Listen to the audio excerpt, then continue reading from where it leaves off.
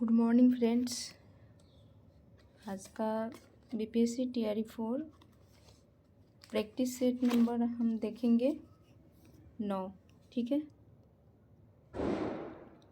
मानव शरीर में सबसे लंबी अस्थि है, तो मानव शरीर की सबसे लंबी हड्डी एवं सबसे मजबूती हड्डी फीमर होती है। मानव शरीर की सबसे लंबी हड्डी एवं सबसे मजबूत हड्डी फीमर होती है। यह जंघे की लंबी मजबूत तथा त्रिभुजाकार हड्डी नितंब अस्थि हिप बोन एवं अंतरजांघिका टिबिया के मध्य स्थित रहती है। ठीक है। सो इसका आंसर हो जाएगा एक का बी। 2 में है, एक व्यक्ति 1 मिनट में श्वसन करता है तो 18 बार करता है।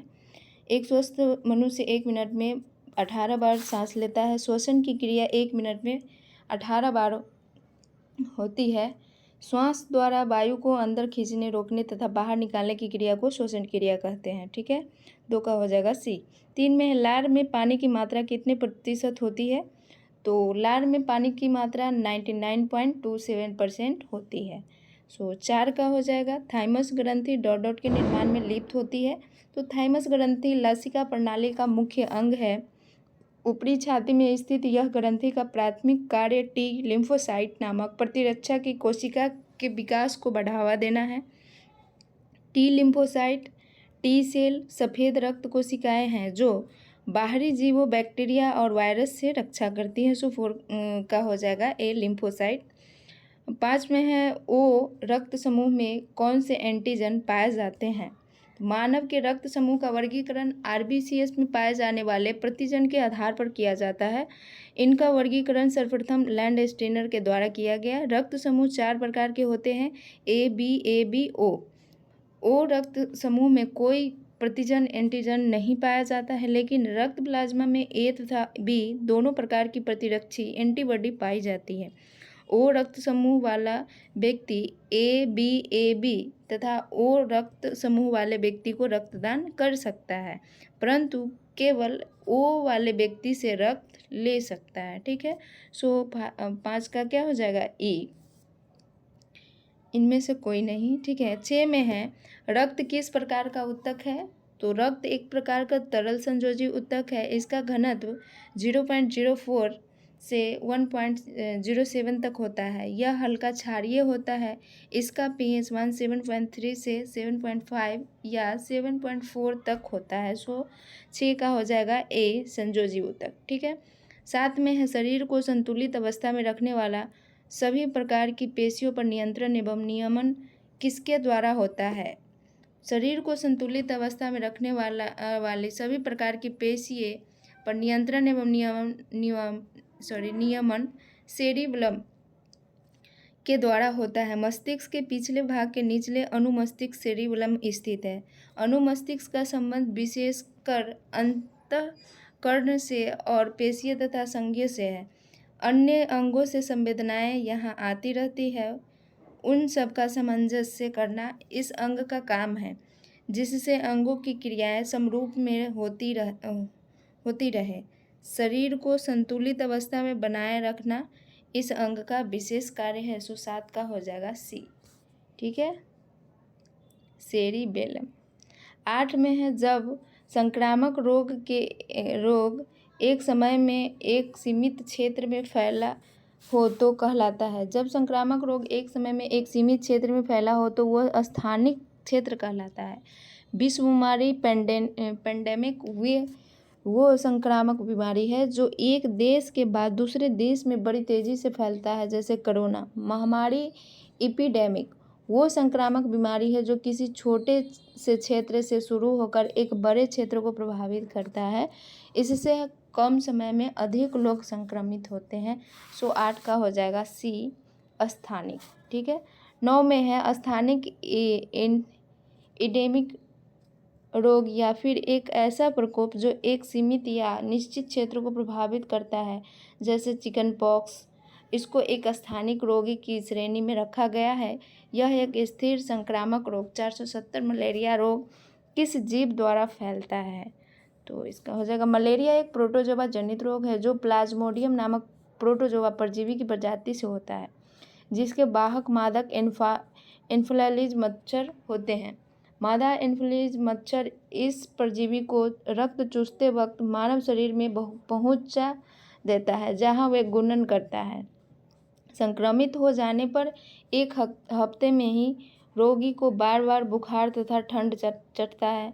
कुनैन, क्लोरोक्विन आदि दवाओं का प्रयोग चिकित्सक से परामर्श लेकर करने से विशेष लाभ होता है। सो 9 का हो जाएगा बी, मादा एनोफिलीज। ठीक है। 10 में आनुवांशिकता की सबसे मूल इकाई है। तो आनुवांशिकता की सबसे मूल इकाई जीन होती है। जीन के द्वारा ही मनुष्य अपने पूर्वजों की ही सादृश्य पैदा होते हैं। यह क्रिया वंशानुक्रम कहलाती है। क्रोमोसोम्स में माता पिता के जीन्स पाए जाते हैं, जो माता पिता तथा अन्य पूर्वजों के विभिन्न आनुवांशिक गुणों का निर्धारण करते हैं। सो 10 का क्या हो जाएगा? बी, जीन। ठीक है। 11 में है, सूची को मिलाना है। मेघा पाटेकर नर्मदा बचाओ, सुंदरलाल बहुगुणा चिपको आंदोलन, महात्मा गांधी स्वतंत्रता संग्राम और विनोबा भावे भूदान। सो 11 का हो जाएगा सी, 1532। ठीक है। 12 में है, प्रथम बाल गृह की स्थापना कब और कहाँ हुई? तो प्रथम बाल गृह की स्थापना न्यूयॉर्क में 1887 ईस्वी में हुई। इसकी स्थापना बाल अपराधियों को सुधारने के लिए हुई। कम उम्र में अपराध करने वाले किशोरों को बाल सुधार गृह में न्यायालय के आदेश पर सुरक्षित रखा जाएगा। यहीं से ज़रूरत पड़ने पर बच्चे को कोर्ट ले जाया जाएगा। इस गृह में रहने वाले बच्चों को कई सुविधाएं उपलब्ध कराई जाएगी। सो 12 का हो जाएगा बी। 13 में है, शिक्षा का अधिकार अधिनियम, जो भारतीय सरकार द्वारा 1 अप्रैल 2010 को लागू किया गया। कारण है, यह देश के 6 से 14 वर्ष की आयु के समस्त बच्चों के लिए शिक्षा सुनिश्चित करता है। तो भारत सरकार द्वारा शिक्षा का अधिकार अधिनियम 1 अप्रैल 2010 में कांग्रेस एवं उसके सहयोगी पार्टियों की सरकार ने पुनः पारित कर लागू कर दिया। यह अधिनियम देश के सभी लड़के लड़कियां को जिसकी उम्र 6 से 14 वर्ष के मध्य है को शिक्षा सुनिश्चित करता है। यह सभी राज्य में लागू कर दिया गया तथा केंद्र सरकार द्वारा वित्तीय सहयोग दिया गया। सो 13 का क्या हो जाएगा? ए और आर दोनों सही है। ठीक है। क्वेश्चन नंबर 14 में है, किस योजना में स्कूल को बाल गृह समझा गया? डाल्टन योजना में स्कूल को बाल गृह समझा गया। डाल्टन योजना अमेरिका की शिक्षा शास्त्री कुमारी हेलेन पारवर्स्ट ने आरंभ किया। ठीक है।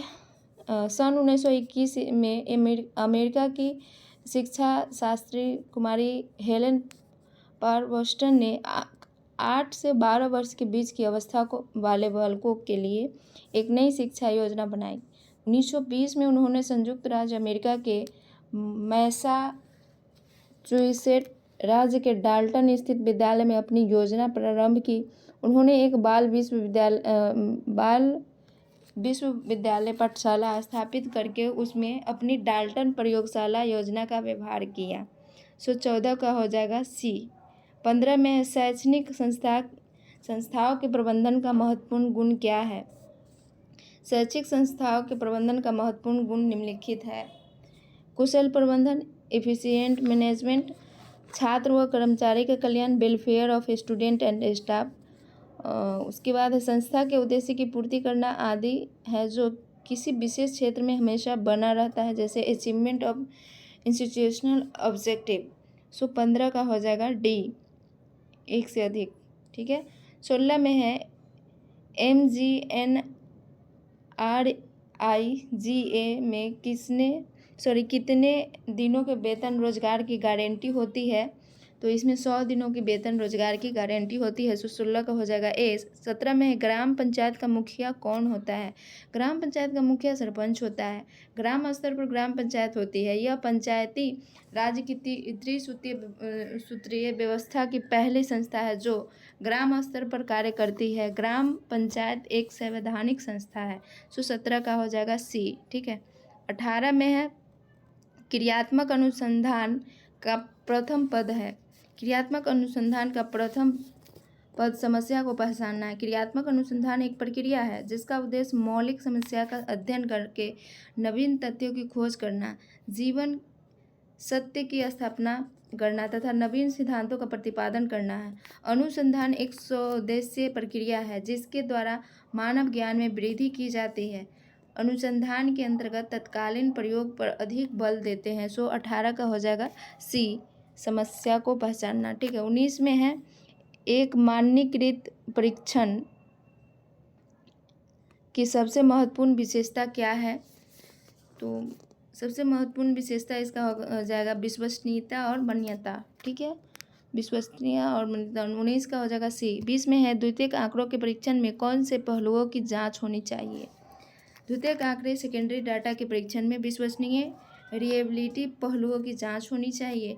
द्वितीयक तथ्य का संग्रह किसी सामाजिक अनुसंधानकर्ता के अनुसंधान प्रारंभ करने से पहले संकलित किया जा चुका होता है। द्वितीयक तथ्य प्रकाशित भी हो सकते हैं और अप्रकाशित भी हो सकते हैं। ठीक है। 20 का हो जाएगा ए, विश्वसनीयता। 21 में है ऐसी स्थिति जिसमें स्तरबद्ध नमूना चयन के तरीके प्रभावकारी होते हैं वे है ग्रामीण क्षेत्र की स्थिति में स्तरबद्ध नमूना चयन का सबसे प्रभावकारी तरीका होता है। 21 का हो जाएगा बी, ग्रामीण क्षेत्र। 22 में मानव शास्त्रीय संरचनात्मक आयाम है जो कि संबंधित है। मानव शास्त्रीय संरचनात्मक आयाम है जो कि संबंधित है वजन, वेट, लंबाई, हाइट, कमर की परिधि, वेस्ट, सरकमफेरेंस आदि। 22 का हो जाएगा सी, 3 और 4, लंबाई और कमर की परिधि। ठीक है। उसके बाद वजन अगर होता है ऑप्शन में तो फिर वजन, 1 मिनट, वजन तो है, वजन, लंबाई और परिधि। 22 का हो जाएगा सी। ओके। शरीर की परिधि, कमर की परिधि है, हाइट है। ओके। 22 का सी है। ठीक है। 23 में है शरीर का तापमान। क्वेश्चन नंबर 23 में है शरीर का तापमान सामान्यतः होता है। तो मानव शरीर का सामान्य तापमान 37 डिग्री सेल्सियस या 98.6 फ़ारेनहाइट होता है। जब शरीर का तापमान इस सामान्य स्तर से ऊपर हो जाता है तो यह स्थिति ज्वर या बुखार कहलाती है। ठीक है।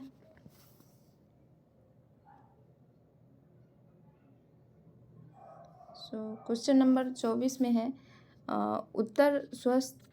उत्तम स्वास्थ्य के लिए आवश्यक है। ICDS को समन्वित बाल विकास परियोजना भी कहते हैं।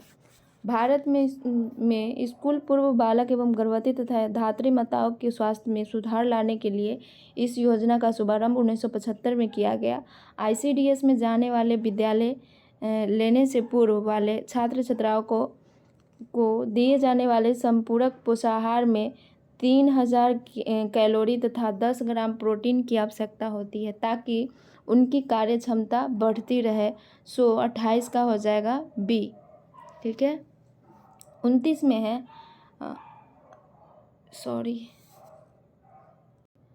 क्वेश्चन नंबर 24 में उत्तम स्वास्थ्य के लिए आवश्यक है। ये मैंने डिस्क्रिप्शन गलत पढ़ दिया है, सॉरी। इसका हो जाएगा उत्तम स्वास्थ्य के लिए वातावरणीय स्वच्छता तथा शारीरिक स्वच्छता दोनों ही आवश्यक है। व्यक्तिगत स्वच्छता के अंतर्गत हमारे शरीर तथा उसके अंग की सफाई आती है। वातावरणीय स्वच्छता का संबंध घर, आस पड़ोस तथा सार्वजनिक स्थलों की स्वच्छता से है। 24 का हो जाएगा डी। ठीक है। 25 में है पैटर्न बनाने की सर्वाधिक तेज विधि है। पैटर्न बनाने की सर्वाधिक तेज विधि सपाट पैटर्न बनाना। पैटर्न से तात्पर्य कागज के उस टुकड़े से है जिसे सीधे कपड़े पर कपड़ा काटने और उससे वस्त्र सिलने से संबंधित सारी जानकारी दर्ज होती है। प्रत्येक पैटर्न के मुख्य भाग है वस्त्र का अगला तथा पिछला भाग, कॉलर, कप, चौड़ी पट्टी, कलाई, आस्तीन, जेब, कॉलर पट्टी, बटन पट्टी, पैटर्न। 25 का हो जाएगा ए। ठीक है। सपाट पैटर्न बनाना। 26 में है कपास के रेशे की लंबाई होती है। कपास का रेशा सभी वस्त्र उपयोगी रेशा की अपेक्षा छोटा होता है। कपास के रेशे की लंबाई 2.5 से 2 तक होती है। सूती वस्त्र की खुरदरी सतह होने का कारण रेशे का छोटापन है। इसी वजह से इन्हें स्टेपल रेशे कहते हैं। 26 का हो जाएगा सी। ठीक है। 27 में अमरूद की जेली बनाने के चरणों की सही क्रम लगाइए। अमरूद की जेली, अमरूद की कतलियों में काटें। अमरूद को कतलियों को 40 से 45 मिनट तक पकाएं। मिश्रण के महीन कपड़े से बिना दबाए छान लें। पैक्ट की मात्रा को जांचने के लिए एल्कोहल टेस्ट करें। निचोड़ में चीनी और अम्ल डालकर पकाएं। तैयारी को जांचने के लिए सीट टेस्ट करें और मिश्रण को जीवाणुहीन मर्तबान में डालें।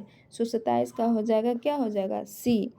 पहले है 1, अमरूद को कतली में काटे, ठीक है। उसके बाद 2, अमरूद की कतली को 40 से 45 मिनट तक पकाए, ठीक है। उसके बाद 3 है, मतलब सीरियल नंबर से ही है ना। हाँ, 1 2 3, अरे भाई हाँ, सीरियल नंबर से ही है। मिश्रण को महीन कपड़े में दबाए छान लें। निचोड़ में चीनी और अम्ल डालकर पकाता है। तैयारी को जांचने के लिए सीट टेस्ट करें। ओके। उसके बाद है, नहीं सीरियल नंबर से नहीं है, 3 के बाद हो जाएगा आपका 6 है। 3 के बाद 6 आएगा। पहले अमरूद को कतलियों में काटना। अमरूद की कतलियों को 40 से 45 मिनट तक पकाए। उसके बाद मिश्रण को महीन कपड़े से दबाकर छान लें। फिर उसके बाद है पैक्टिन की मात्रा को जांचने के लिए अल्कोहल टेस्ट करें। उसके बाद है उसके बाद 4 नंबर में है, निचोड़ में चीनी और अम्ल डालकर पकाएं। फिर हो जाएगा 5 है, तैयारी को जांचने के लिए सीट टेस्ट करें। फिर उसके बाद 7 में है, मिश्रण को जीवाणु मर्ताब में डालें। सो सी हो जाएगा। ठीक है। 1 2 3 6 4 5 7। ICDS में जाने वाले विद्यालय में प्रवेश लेने से पूर्व वाले छात्र छात्राओं को दिए जाने वाले संपूरक पोषाहार में क्या होना चाहिए। तो इसका होगा, ICDS को समन्वित बाल विकास परियोजना भी कहते हैं। भारत में स्कूल पूर्व बालक एक गर्भवती तथा धात्री माताओं के स्वास्थ्य में सुधार लाने के लिए इस योजना का शुभारंभ 1975 में किया गया। ICDS में जाने वाले विद्यालय लेने से पूर्व वाले छात्र छात्राओं को दिए जाने वाले संपूरक पोषाहार 300 कैलोरी तथा 10 ग्राम प्रोटीन की आवश्यकता होती है ताकि उनकी कार्य क्षमता बढ़ती रहे। 28 का क्या हो जाएगा, बी। 300 कैलोरी तथा 10 ग्राम प्रोटीन। उसके बाद है 29 में यूनिसेफ कार्य करती है। UNICEF United nation international children emergency fund. UNICEF एक अंतर्राष्ट्रीय संगठन है। इस संगठन की स्थापना द्वितीय विश्व युद्ध के बाद 11 दिसंबर 1946 को हुई थी। यह असंख्य बेघर, कुपोषित बच्चे और वृद्धों के कल्याण के लिए कार्य करती है। 29 का हो जाएगा ए। ठीक है, बच्चों के लिए कार्य करती है। 30 में है, कार्यक्रम योजना के चरणों को अनुक्रमिक श्रेणी में व्यवस्थित कीजिए। कार्यक्रम नियोजन वह प्रक्रिया है जिसके द्वारा एक कार्यक्रम की कल्पना की जाती है और उसे कार्यान्वित किया जाता है।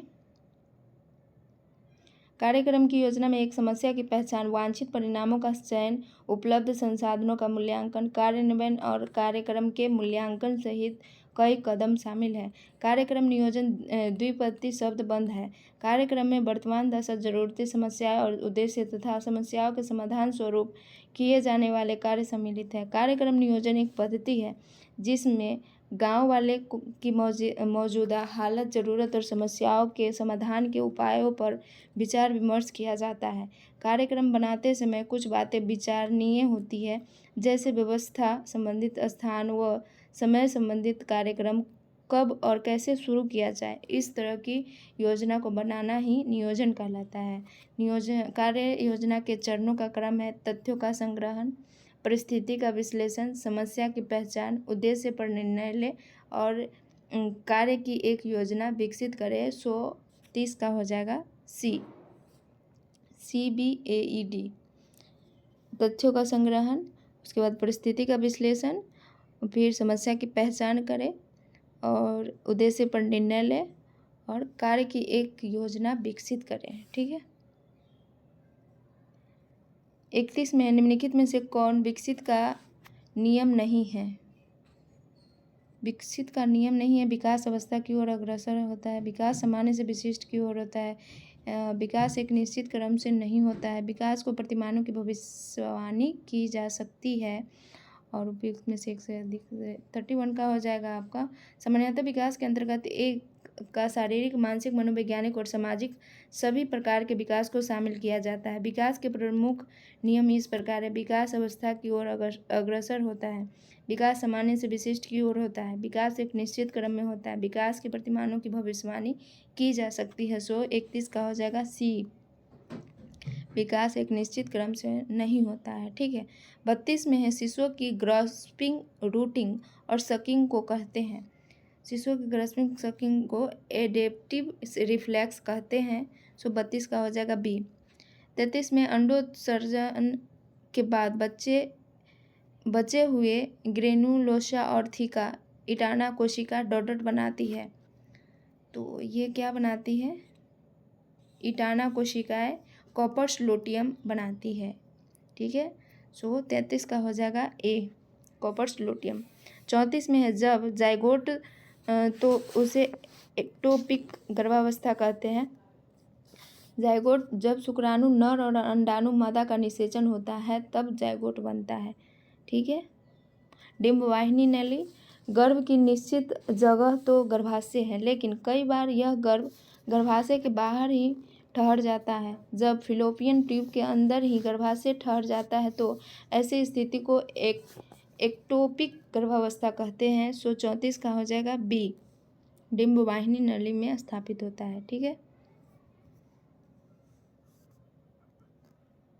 35 में है, किस उम्र के बच्चे के लिए नवजात शब्द प्रयुक्त किया जाता है? जन्म से 2 वर्ष तक के नवजात शब्द प्रयुक्त किया जाता है। शिशु शब्द आमतौर पर 1 वर्ष से कम उम्र के छोटे बच्चे पर लागू किया जाता है, हालांकि परिभाषाएं भिन्न हो सकती हैं। एलिजाबेथ बी हॉर्लॉग ने अपनी पुस्तक डेवलपमेंट साइकोलॉजी में नवजात इन्फेंसी शब्द जन्म से 1 वर्ष तक के बच्चों के लिए प्रयुक्त किया है। 35 का हो जाएगा सी, जन्म से 2 वर्ष। ठीक है। 36 में है, स्पेलिंग डिसफंक्शन वाले बच्चे जिनका पहले महीने में निदान किया जाता है उसके लिए क्या आवश्यक होगा? तो स्पेलिंग डिसफंक्शन वाले बड़े बच्चे जिनका पहले 9 महीने में निदान किया जाता है उसके लिए डीपीटी का टीका आवश्यक है। डीपीटी टीकाकरण डिप्थीरिया, पर्टूसिस, काली खांसी और टेटनस से बचाने के लिए टीकाकरण है। 36 का हो जाएगा बी, डीपीटी। ठीक है। 37 में है, एक शिशु लगभग इस उम्र पर क्विंग करने लगता है। तो एक शिशु लगभग 2 माह की उम्र में क्विंग करने लगता है। यह शिशु की प्रथम ध्वनि होती है। इसके बाद शिशु बबलाना शुरू करता है। यह शिशु की बहुत छोटी ध्वनि होती है। हर माता पिता शिशु की यह प्रथम ध्वनि सुनने के लिए ललायत रहती है। 37 का हो जाएगा बी। ठीक है। 2 माह। ठीक है। 38 में है, किसमें सहयोग, त्याग, अनुकूलता तथा प्रतिस्पर्धा आदि सामाजिक गुणों को अर्जित किया जाता है? परिवार के बाद सामाजिकरण दूसरी महत्वपूर्ण संस्था खेल समूह है। खेल में सहयोग, त्याग, अनुकूलता तथा प्रतिस्पर्धा आदि सामाजिक गुणों को अर्जित किया जाता है जो कि विकसित होकर जीवन भर काम आते हैं। 38 का हो जाएगा सी, खेल में। 39 में है, बच्चे का यौन अपराधों से संरक्षण अधिनियम कब अधिनियमित हुआ था? तो ये 2012 में अधिनियमित हुआ था। ठीक है। 40 में है, शरीर के टिश्यू में पानी के जमा होने को कहते हैं। तो 40 का हो जाएगा ओडीमा। शरीर के टिश्यू में पानी के जमा होने को ओडीमा, सूजन कहते हैं। 40 का हो जाएगा सी। ठीक है। 41 में है, जब भोजन सीधे नसों में दिया जाता है तो इसे कहा जाता है?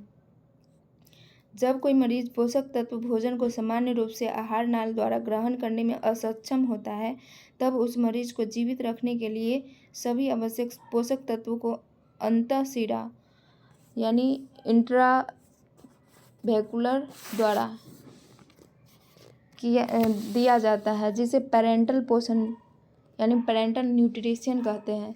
यह तीव्र डायरिया, शॉर्ट बाउल सिंड्रोम, कुपोषण, मेटाबॉस्पिटिन आदि रोगों में मरीज को दिया जाता है।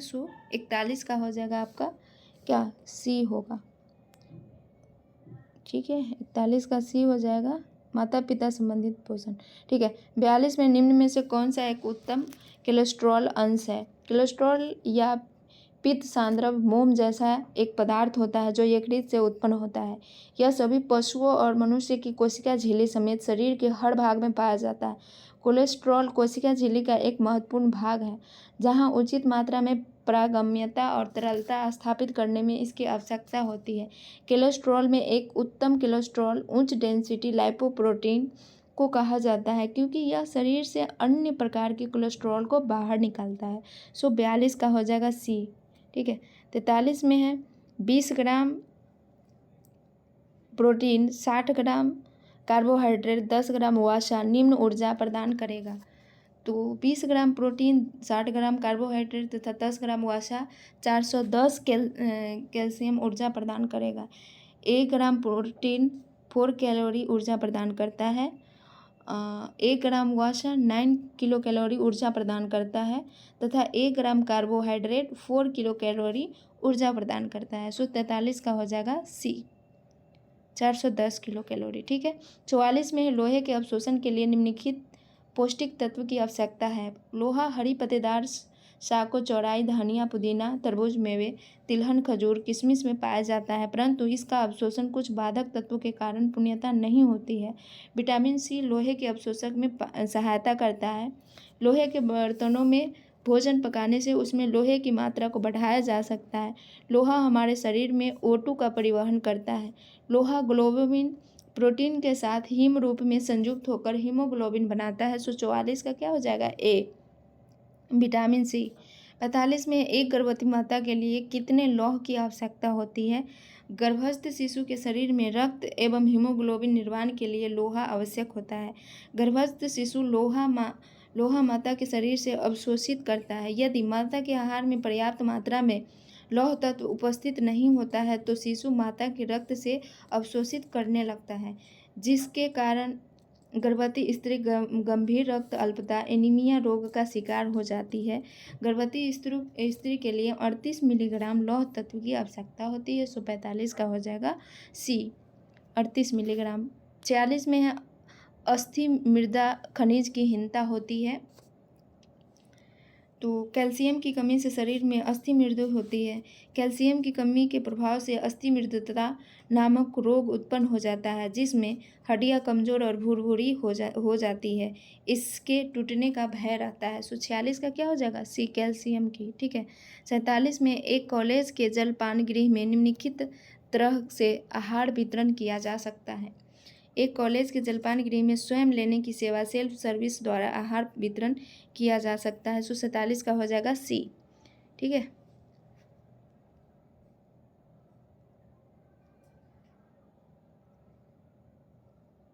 अड़तालीस में है मसालों के अधिक प्रयोग से किस अम्ल का स्त्रावन अधिक होता है।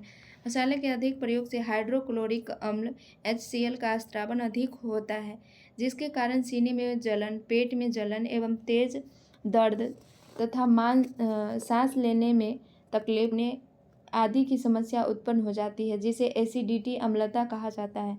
हमारे शरीर के अमाशय में पाचन क्रिया के लिए हाइड्रोक्लोरिक अम्ल तथा पेप्सिन का स्त्रावन होता है, जो सामान्यतः अमाशय में ही मौजूद रहते हैं तथा पाचन में सहायता करते हैं। मसाले या गलत खान पान के कारण जब हाइड्रोक्लोरिक अम्ल का स्त्रावन अधिक हो जाता है तब ये समस्याएं उत्पन्न होती है। 146 का क्या हो जाएगा बी, हाइड्रोक्लोरिक अम्ल। 48 का हो जाएगा बी। 49 में निम्नलिखित भोज्य पदार्थ में किसमें कोलेस्ट्रॉल है। कोलेस्ट्रॉल लीवर से उत्पन्न होने वाला एक मोम जैसा पदार्थ होता है। स्वस्थ शरीर को एक निश्चित मात्रा में कोलेस्ट्रॉल की ज़रूरत होती है, परंतु इसकी अधिक मात्रा शरीर में हार्ट ब्लॉकेज, दिल का दौरा एवं हृदय संबंधी अन्य बीमारियों को जन्म देता है। हरी पत्तेदार सब्जियां, चावल तथा मूंगफली में कोलेस्ट्रॉल नगण्य रूप से, जबकि अंडे की जर्दी में किसी भी अन्य खाद्य पदार्थ से ज़्यादा कोलेस्ट्रॉल होता है। औसतन एक अंडे में 250 मिलीग्राम कोलेस्ट्रॉल पाया जाता है। 149 का हो जाएगा सी। 50 में है एक गर्भवती स्त्री को अतिरिक्त लोहे की आवश्यकता होती है। तो लोहा शरीर में हीमोग्लोबिन के निर्माण के लिए आवश्यक तत्व है जो शरीर में ऑक्सीजन का संवाहक होता है। इसकी कमी से एनीमिया सामान्यतः महिलाओं में हो जाता है। एक गर्भवती महिला के लिए अतिरिक्त लोहे की मात्रा 20 मिलीग्राम प्रतिदिन होती है, जबकि एक गर्भवती महिला में औसतन लोहे की मात्रा 39.5 मिलीग्राम प्रतिदिन होती है। सो 50 का हो जाएगा बी। 50 का क्या हो जाएगा बी, 20 मिलीग्राम। ठीक है। 51 में है ICMR NIN 2020 RDA सारणी के अनुसार सामान्य आधारीय चयापचय पर संदर्भित भारतीय महिला एवं पुरुष का वजन निश्चित हुआ है। ICMRNIN 2020 RDA सारणी के अनुसार सामान्य आधारीय चयापचय दर पर संदर्भित भारतीय महिला का वजन 55 किलोग्राम तथा पुरुष का वजन 65 किलोग्राम निश्चित हुआ है। विकल्प बी सही है। ठीक है। कैंप रनर आहार का प्रयोग होता है तो उच्च रक्तचाप में किया जाता है, अतः विकल्प सी सही है। ठीक है। 52 का सी हो जाएगा। ठीक है। 53 में खाद्य मिलावट निरोधक अधिनियम की स्थापना की गई थी, 1954 में की गई थी। खाद्य मिलावट निरोधक अधिनियम प्रणाली को मजबूत बनाने के लिए और खाने की वस्तुओं में मिलावट रोकने के लिए अधिनियमित किया गया था। सो 53 का हो जाएगा बी। ठीक है। 54 में है ASTM का सही पूर्ण रूप दीजिए। ASTM American society for testing materials. इसका विकास 1898 में चार्ल्स बेंजामिन डडले द्वारा किया गया था। ठीक है। किसके द्वारा? चार्ल्स बेंजामिन डडले द्वारा 1898 में किया गया था। American society for testing material का विकास। ठीक है। सो 54 का हो जाएगा सी। 55 में ऊनी कपड़े फिनिशिंग का अच्छा पदार्थ है। वस्त्र उद्योग में फिनिशिंग सामान्यतः एक ऐसी प्रक्रिया है जो बुने हुए वस्त्र को एक पहनने योग्य वस्त्रों में परिवर्तित किया जाता है तथा सामान्यतः उसमें आकर्षक उत्पन्न करने के लिए रंगाई, कताई आदि की जाती है। एक ऊनी वस्त्र की फिनिशिंग के लिए हाइड्रोजन पेरोक्साइड H2O2 को अच्छा फिनिशिंग पदार्थ माना जाता है क्योंकि यह वस्त्रों को बिना नुकसान पहुंचाए वांछित सफाई देता है। इसके अतिरिक्त सोडियम हाइपोक्लोराइड को भी एक अच्छा फिनिशिंग एजेंट माना जाता है। सो इसका 55 का हो जाएगा सी, हाइड्रोजन पेरोक्साइड। ठीक है। 56 में है आर्द्र ताप व दबाव में ऊनी तंतु सिकुड़ जाते हैं और आपस में जुड़ जाते हैं। आर्द्र ताप व दबाव में ऊनी तंतु सिकुड़ जाते हैं और आपस में जुड़ जाते हैं। इसे फेल्टिंग कहा जाता है। ऊन के नन्हे नन्हे रेशों को आपस में उलझाकर, जोड़कर, ताप से प्रभावित करके तथा दबाव डालकर जमा दिया जाता है, जिसे नमदा फेल्टिंग कहते हैं। इस विधि द्वारा केवल ऊनी रेशों से ही कंबल, पट्टू, नमदा आदि बनाए जाते हैं। इस विधि द्वारा वस्त्र निर्माण कार्य सीमित है। कभी कभी अनानास के पत्ते से भी नमदा बनाया जाता है, इसे इंटरलॉकिंग भी कहते हैं तथा इनसे बने वस्त्र को फेल्ट वस्त्र कहते हैं। 56 का हो जाएगा बी, फेल्टिंग। 57 में है रेटिंग की प्रक्रिया किस रेशे के निर्माण में उपयोगी है? रेटिंग की प्रक्रिया रेयॉन रेशे के निर्माण में किया जाता है।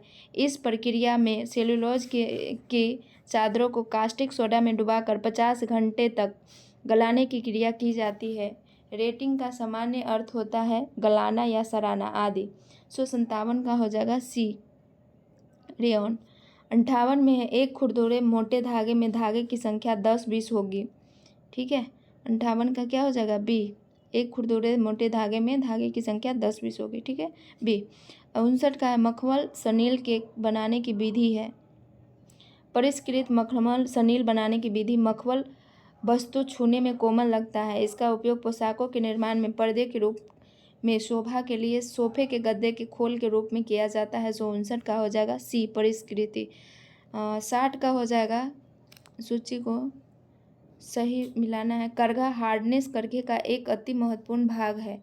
यह करघे में एक फ्रेम होता है। बुनाई क्रिया के दौरान यह ताने के धागे को ऊपर नीचे करने की क्रिया को नियंत्रित करता है।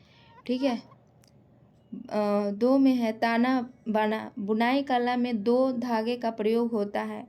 लंबवत धागा लेंथ वाइज यार्न या ताने का धागा वार्प यार्न, अनुप्रस्थ धागा क्रॉस वाइज यार्न या बाने का धागा वेप्ड यार्न। स्क्रीन छपाई, इस विधि द्वारा वस्त्र की छपाई के लिए स्क्रीन तैयार किया जाता है। स्क्रीन बनाने के लिए एक विशेष प्रकार का लकड़ी का फ्रेम तैयार किया जाता है। उसी लकड़ी के फ्रेम पर नायलॉन के कपड़े को खींचकर तान दिया जाता है। पटोला टाई डाई, कठियावाड़ एवं गुजरात में निर्मित साड़ियाँ पटोला कहलाती है। कठियावाड़ के निकट पटन नामक स्थान को ही पटोला का जन्म स्थान माना जाता है। पटोला सिल्क के धागों से निर्मित की जाती थी। धागों को बांधने एवं रंगने की प्रक्रिया ठीक बांधनी टाई एंड डाई की तरह की जाती थी। ठीक है, सो 60 का हो जाएगा ए। 60 का ए हो जाएगा काढ़गा, हो जाएगा हार्डनेस, ताना हो जाएगा बाना, उसके बाद स्क्रीन हो जाएगा आपका स्क्रीन क्या हो जाएगा छपाई, और पटोला टाई डाई। देखिए कारगा 4, ए का 4 नहीं, कारगा हार्डनेस है, ए का 3 4, उसके बाद 1 2 मिला लीजिए, 3 4 1 2 ए 60 का है। ठीक है, 61 में निम्नलिखित में से कौन सी छपाई विधि नहीं है? वाटिक छपाई कला अत्यंत पुरानी एवं प्राचीन कला है। इस कला का शुभारंभ सबसे पहले सुमात्रा एवं जावा में हुआ था। वाटिक छपाई के लिए सबसे पहले वस्त्र पर नमूने को अंकित कर लिया जाता है।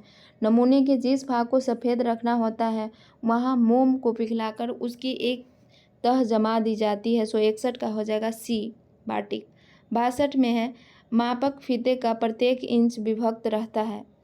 मापक फीते का प्रत्येक इंच 8 भागों में विभक्त रहता है। मापक फीता एक प्रकार का लचीला रेखनी रूलर है जो कपड़ा, प्लास्टिक, फाइबर, ग्लास या किसी धातु की पतली पट्टी से बना होता है।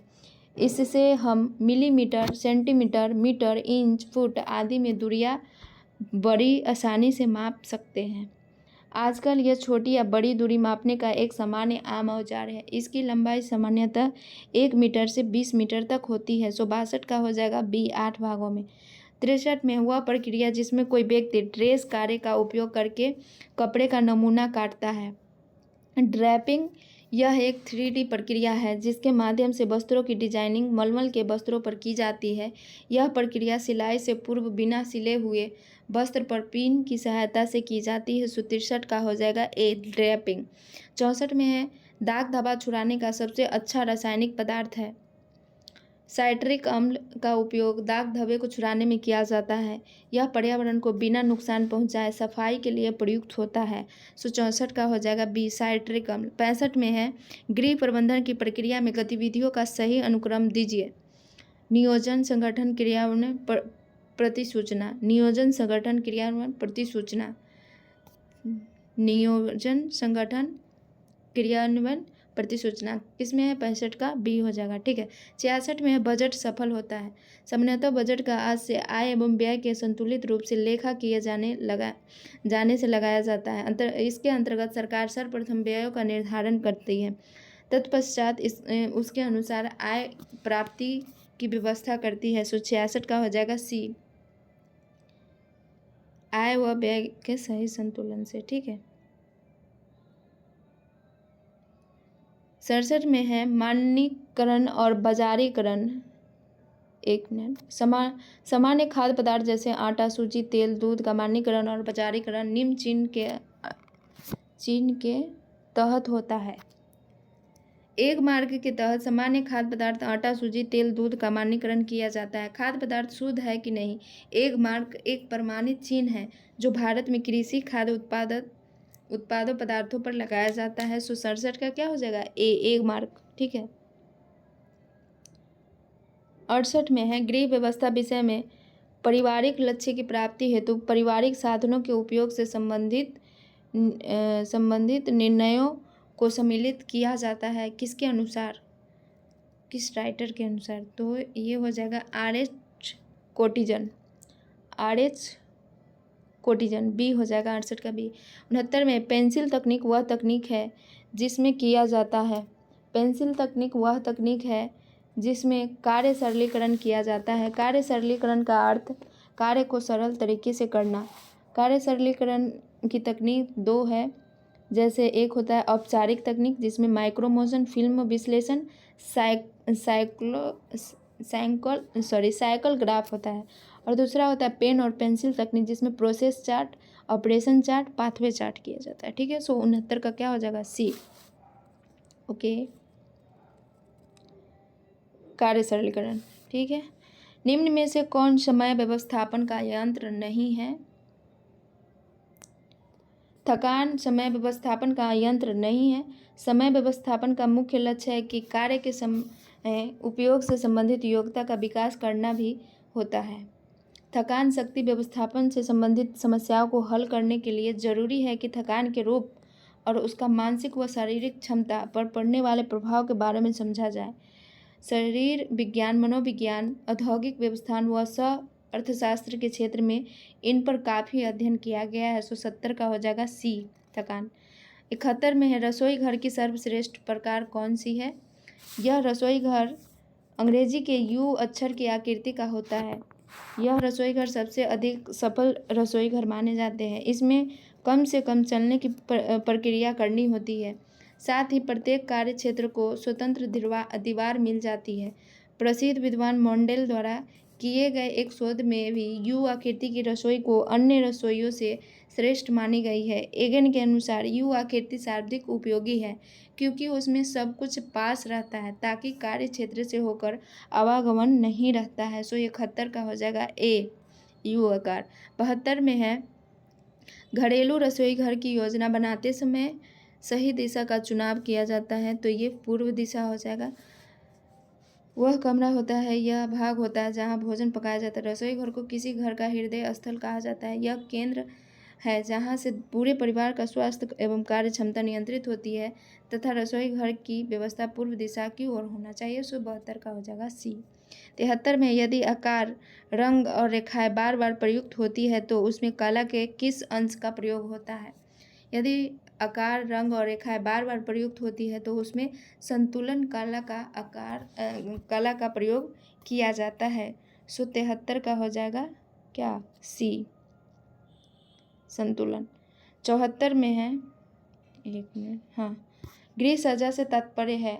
गृह सज्जा से तात्पर्य है कम स्थान, कम खर्च और कम समय में घर को सजाना। गृह सज्जा के लिए कीमती तथा अधिक संख्या में वस्तुओं की आवश्यकता नहीं होती है, वरन उपलब्ध वस्तुओं की उत्तम व्यवस्था तथा कलात्मक की आवश्यकता होती है। सो 74 का हो जाएगा ए।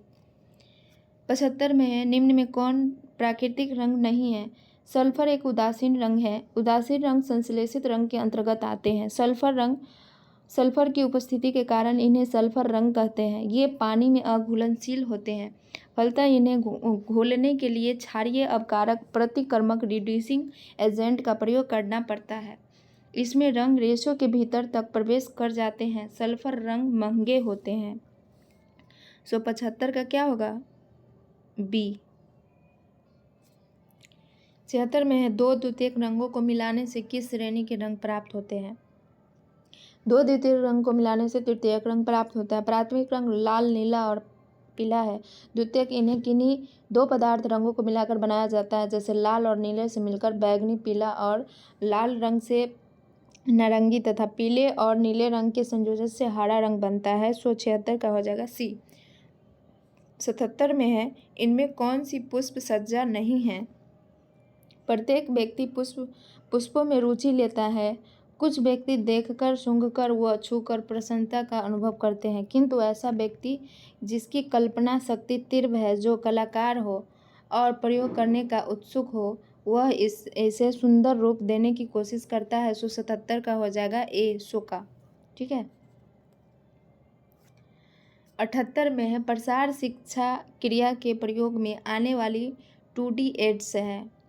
प्रसार शिक्षा क्रिया के प्रयोग में आने वाले 2D एड्स निम्नलिखित है: उन्मेष कार्ड, फ्लैश कार्ड और उच्छेप chart, flip chart, poster chart आदि। सो 78 का क्या हो जाएगा? ए, बी, सी। उन्मेष कार्ड, उसके बाद है उत्क्षेप चार्ट और पोस्टर, ठीक है। 78 का हो जाएगा ए। 79 में है राष्ट्रीय प्रसार सेवा किस वर्ष में शुरू हुई थी। आयोग की उत्तर कुंजी में सी विकल्प सही माना गया है, जबकि सही विकल्प बी होगा, अर्थात 1953 में राष्ट्रीय प्रसार सेवा का प्रारंभ हुआ था। ओके, 79 का बी होना चाहिए, जबकि ये सी माने हैं। 80 में है संचार कम्युनिकेशन शब्द ग्रीक शब्द कम्युनिसियो से लिया गया है, जिसका अर्थ क्या है। लैटिन भाषा कम्युनिस से लिया गया, जिसका अर्थ to make common, to share, to important, to transmit. अतः संचार एक ऐसी प्रक्रिया है जिसमें एक व्यक्ति दूसरे व्यक्ति को पारस्परिकता के आधार पर भावनाओं तथा विचारों का आदान प्रदान करता है। 80 का हो जाएगा सी, कम्युनिस, ठीक है। इस प्रकार आज का प्रैक्टिस सेट नंबर 9 कंप्लीट हुआ। Okay, bye, thank you so much, bye bye.